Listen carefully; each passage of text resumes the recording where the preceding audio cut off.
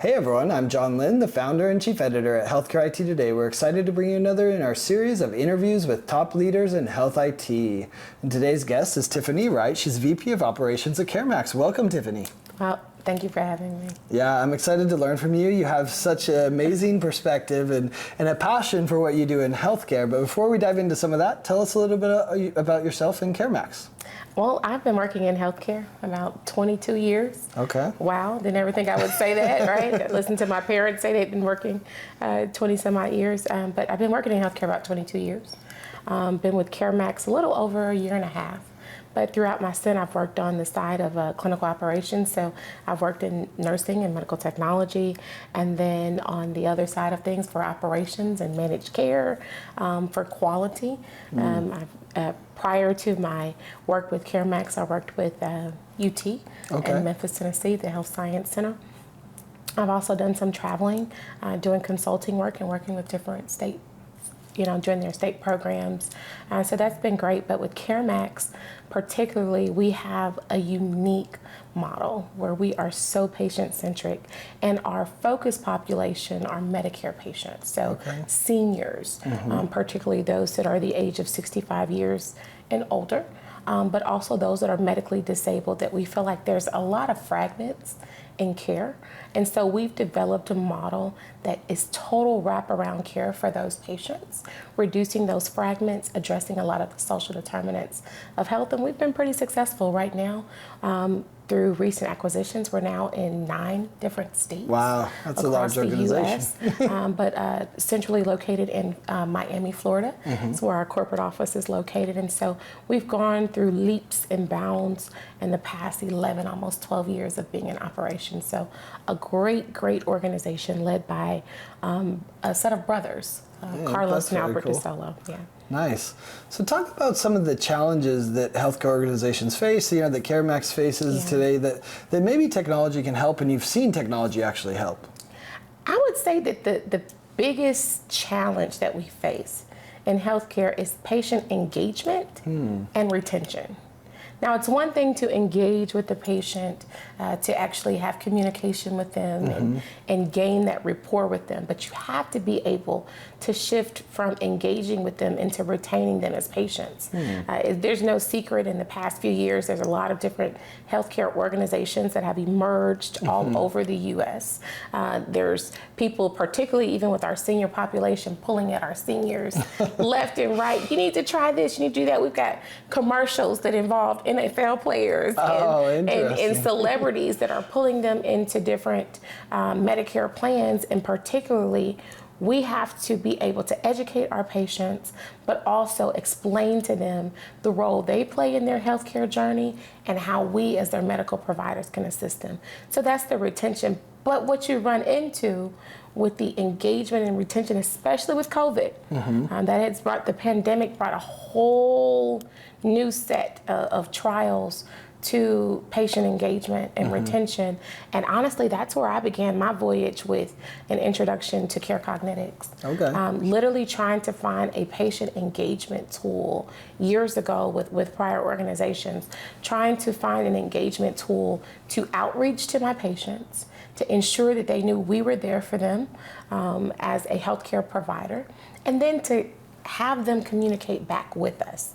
What can we do to help you? What can we do along your spectrum of care and your healthcare journey to, number one, make sure you understand your diagnoses, your disorders, or how to become healthier, and then number two, what we can provide for you as a service. So that's been one of the solutions that I was able to utilize with CareCognitics on that big patient engagement piece. Yeah, so let's talk more about that, because it's one thing to say we want to engage patients, right? Like everyone kind of says something like that. Can you give some actual examples, whether you use CareCognitics or another platform where you were engaging patients, that you were able to really, engage them and retain them? I think that's an interesting approach too. Is there some specific examples of what you did and how it went? Yeah, I'll start just with current experience now with CareMax. We're really big on all of our our patients, we call them members because we want them to be a member. This means that you're a partaker, that you're a participant in your healthcare journey, and you're not just receiving a service, but you are a member that's dedicated to the healthcare experience and that journey. So we embrace what we consider to be a orientation with our patients. So that's the first level of engagement. Let me introduce you to us as your healthcare provider, as your primary care physician, as the support staff that's going to assist you, where you can learn more about us, and then we set expectations. Okay. Here's what you can expect of us as your provider, and here's what we also expect of you. I don't think my provider's ever done that. That's interesting. I think that's important. Think about with your job. With your job, you have to go through orientation. That's one of the first days that you begin on a job. That's where expectations and level setting occur. You learn more about the company you're going to be working for and what you're going to experience during your time there. So they're telling you, here's what we expect of you as an employee, but this is what you can expect of us as an employer. It goes the same way in healthcare. Whenever you establish that first level of engagement, we know the first impression is a lasting impression, right? Yep. So with that, if we have that level of orientation, we're setting the stage for our patients to let them know what to expect.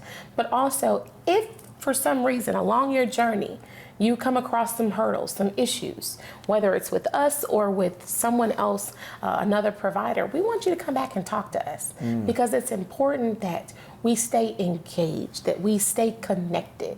And that's the largest point. And so that orientation with patients, and then just doing frequent and consistency is key, consistent checkpoints with patients. Yeah, well, let's talk about some of that, though, because I think the challenge I see when I talk to a lot of people is, okay, we want to have that consistent outreach and connection, but how do I do that at scale, right? Like, how have you approached, because, you know, we're only so many people, and hiring people has gotten even more challenging, right? How are you looking to address that, you know, and maybe how you use technology to support it as well? Sure. I think, number one, you have to do an assessment to say, where are we now? And we call this more of our discovery phase. So to your point, how do I scale up to where I need to be? How do I provide that level of engagement? And I may not be able to do it the same way as a company who has over 1,500 employees when maybe I only have 15. Right. Well, I think that's where you can really embrace, there are a lot of different technology platforms that are available now. You have to figure out which one works best for you. But when you find the technology platform, it has to be one where you want to find a vendor that is flexible, that's willing to work with you where you are. You need to make sure that that vendor understands the expectations that you have set internally and externally, so that you all have a great agreement, the frequent touch points to say, what we set in place, is it working, right? What are some different things we can change? So in the beginning, once you determine what technology platform you want to use, piloting some different initiatives, looking at different touch points that you can have. What's the experience like from the patient, and surveying them to say, how does this make you feel? How are we doing? How are we performing? Are they scaling well to the platform that you've selected? So that's one particular area where I find when you find a good technology platform and you, with use of AI or artificial intelligence, when you're able to use that, that's going to help you with your overhead. So now I have a platform to where instead of hiring 2 people, this engine can do what maybe 10 people can do. Oh, interesting. So that's really key, right? You want to start with engagement where you can not only do outreach to patients, but you also have a portal for any incoming communication that they may bring. So we have, so you want to get a good technology platform, and you want to always have something where you can monitor your performance. You can make all the changes in the world, but if you don't have a way to see how has this been helpful, what's my return on this investment, from where I started to where I am now, what improvements have I seen? And so you want something that's going to be able to provide analytics, the data that shows our efforts are not in vain, and we're making a difference. So I think that's very important. So if you're smaller, look and see what you can do, get a good technology platform. If you're larger, you still have the opportunity to have a great technology platform, and now you can increase your service lines if you got more people, because now I have this technology that's going to assist me. Yeah, that's awesome. You know, I think when we first met and started talking, I remember you telling the experience, I think this is at your last company, but where you said, you know, someone came in and said, hey, we need to solve this problem. And, you know, it's those ad hoc reports from the leaders that they're like, can you do this? And, you know, I remember you talk about that, right? Because I think that goes to your point of flexibility. You know, how do you use that flexibility to meet your, you know, your leadership's needs? Yeah, I think we all embraced, this was in March of 2020. And if everybody remembers those dates, that's when this little thing, not so little, this little thing called COVID. We have trauma. Yeah, we have trauma from it. But COVID-19 came into place, and at that time, I was working with UT and the city of Memphis. And I remember the CEO coming in at the time and city officials, and they said, we have to address this issue of COVID-19 and testing that we're seeing plaguing our world at this time. What are we going to do for Memphis? We had no model, we had no blueprint. But prior to, we had engaged with chronic care management and a patient engagement system with CareCognitics. But here's the demand, John, where it becomes interesting. They came to us on March 16th, and they said, we need to set up a testing site in the city of Memphis. We need to be prepared to test all of the people in the city of Memphis, and we need to be able to start March 19th. 3 days, 2 days. You really got 1 day, because so we all looked at each other, and it's like, okay, and Tiffany, and at that time, Dr. David Schwartz was the chief clinician that helped to lead the efforts. He said, we want you guys to figure it out. So we put our heads together, and the first thing I said was, okay, so how are we going to be able to screen who needs to be tested and who doesn't? Right. Then they said, well, what are you going to do? How are you going to figure it out? Well, let me go with what I know. So I was able to jump on the line with CareCognitics, and I said, I need you to help us develop a screening tool where it could be something that's right, what we use every day, our little smartphones, develop a link, triage the patients, decide who needs to be tested, who doesn't, get them a scheduling block. And so literally within a matter of days, all the information we had in the fingertips of the people of Memphis, and then we also had the same information at our fingertips to be able to execute a testing site. And we were able to do it all contactless. Wow. And so that's the benefit. You have to have systems in place where they can be just as fluid as what the world is today and be adaptable to change. And so we were able to take our existing platform that we used from one level of patient engagement and shift it to offer an additional service and meet the need that we had at the time. And that's what it's all about, meeting the need. And so we were able to do that. And I mean, in a matter of days. This is right. It's epic, right? So, and even now, still having those systems now in place to be able to quickly triage a patient and meet the need where they are. And I think that's the interesting part. You know, obviously COVID impacted all of us, but like when you look at that, you're like, we actually can act quickly if we have the right tools and technology, and we have the right, you know, buy-in from leadership, right? And you know, I wonder, you know, how many times do we get questioned, "Can you do this?" And you know, I've been talking to some people. It's like, you know, how do we make it so we can say yes rather than no? That was like 6-month project. You know, I mean, obviously COVID forced us to do that, right? And you know, I think it's worthwhile to look back and say, why were we able to do that then, and how can we replicate that in the future? Because the patient needs are going to continue to evolve, and those demands are still there. I imagine you still experience that, right? As you work with your patients at CareMax, like how can I really impact them? And some doctor comes and says, hey, you know, how do we address obesity, or how do we address other challenges, right? I think that, you know, the first thing you have to do is it's just what you said. Everything's needs are not going to stop. Challenges are not going to cease to exist. Every day that we live on this earth, we're going to face different challenges. But mental health's getting worse, right? Mental health's getting worse. But how the solution is, how do we overcome it? I think we first have to become connected. You have to network with those who offer various service lines to meet the need. The second thing is you have to have, as much as you have frequent touch points with the patients and you're hearing the different challenges and needs, you have to have frequent touch points and a meeting of the minds with the leaders. So we have to address, here's where we are. How can we be better? How can we meet this need? How can we overcome this challenge together? And we have to look at all different perspectives of how it affects each individual department, each individual patient demographic and population. And so I think it's consistent communication, or as I like to say, effective, efficient communication. So sitting at a table with all of the different key parties. So bring your patients to the table. Have, these strategic committees in place where we're saying, what are we doing? How can we do it better? How can we meet the needs? How are we addressing the needs now? And how can we be better? So we never cease to stop improving and working towards improvement. Sure. It's always a strive for excellence. It's a strive to be better and to do better, because challenges are going to continue to come. So just the frequent touch points. So as much engagement as you have with patients, have the same level of engagement with your employees. Employees are at your front line.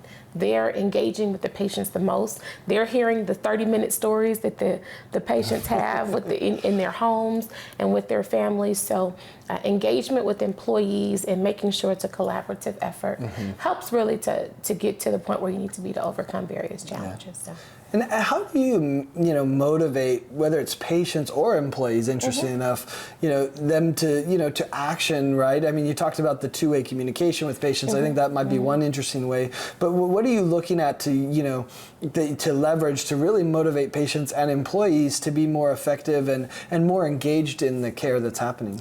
Yeah, I think first thing is that you have to be so intentional on your hiring process with employees first. Sure. I think that's important for leadership to know. So you have to be intentional in the screening process of your employees. They have to have a service first mentality. We have to put our patients first, and they are priority. Yep. I think the second thing is really asking the employees, what would you like? What would be a great incentive to accomplishing various goals? So here's the goals we have, and if you meet them, what would you like to see? How would you like to be rewarded? We all like to be appreciated. It's just, how do you want to be appreciated, right? And my level of appreciation may be different than what you like. But what motivates you is different, sure. Right? But I think it's important that we open up the dialogue and we have those conversations of we should appreciate our employees. Again, they stand on the front line. And so it's not just about the discussions that we have in the boardroom, but it's right there at the front desk. It's right there meeting the patient in the call centers. How do you want to be appreciated for meeting the various goals that are set? And so that's key. People say a lot of times happy spouse, happy house. Happy wife, happy life. Happy wife, happy life. But I think you have happy employees, you end up with happy patients. And so I think you have to make sure that you're taking care of your own. And so employee appreciation, that's very key. And let them feel a part of accomplishing the goal. So not just this is what we did as a company, but this is what we really worked to accomplish as a company. So they have to feel integrated and involved. Yeah, that's a great example. As you know, I work with CareCognitics, full disclosure for everyone watching at home.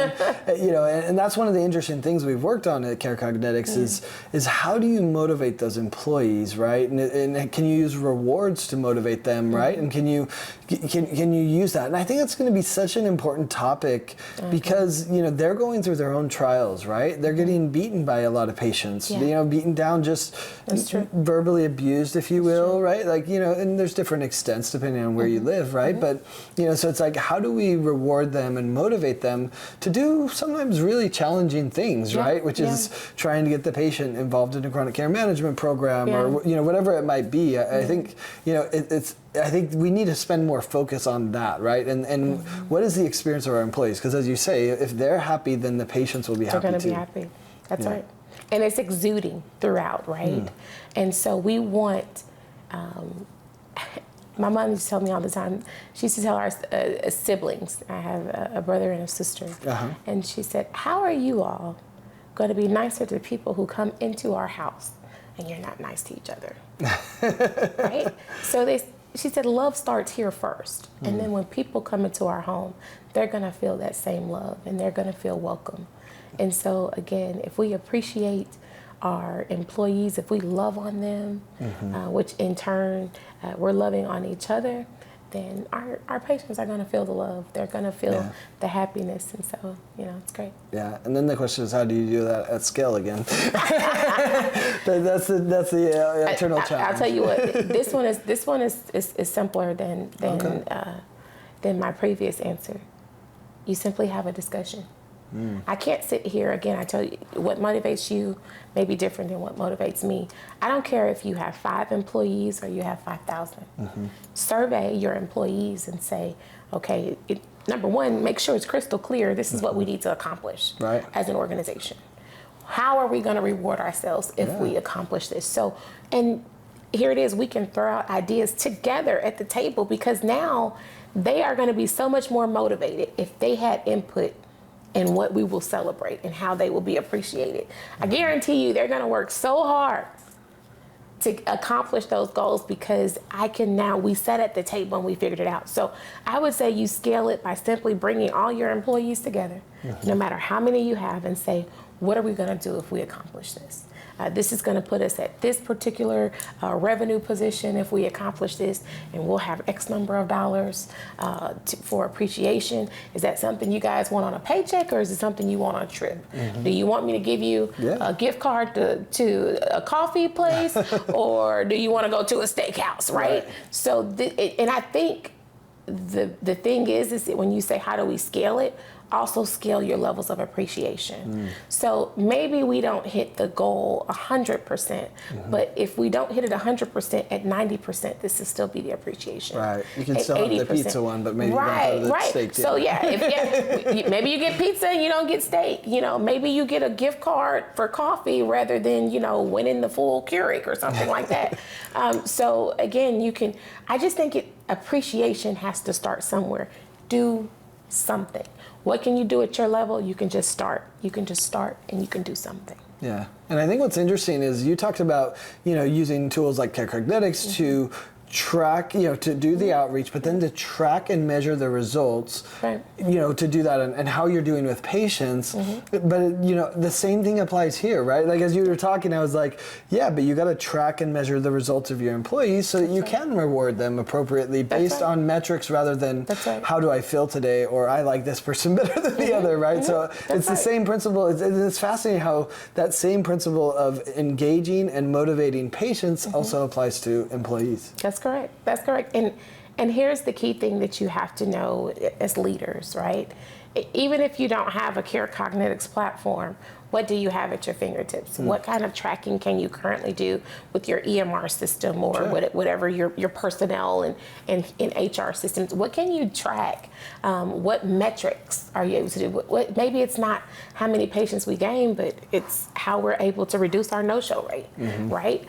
So start with what you can currently track to look at your starting point and an ending point, and then once you accomplish different things, then you open up, yourself to different technology platforms and being able to monitor a lot more. New opportunities.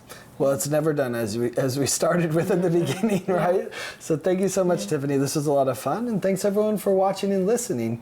If you want to find more great healthcare IT content like this, be sure to check it out at healthcareittoday.com or search for Healthcare IT Today on your favorite podcasting application. Thanks, Tiffany. Thank you so much. Thanks for having me. Bye, everyone.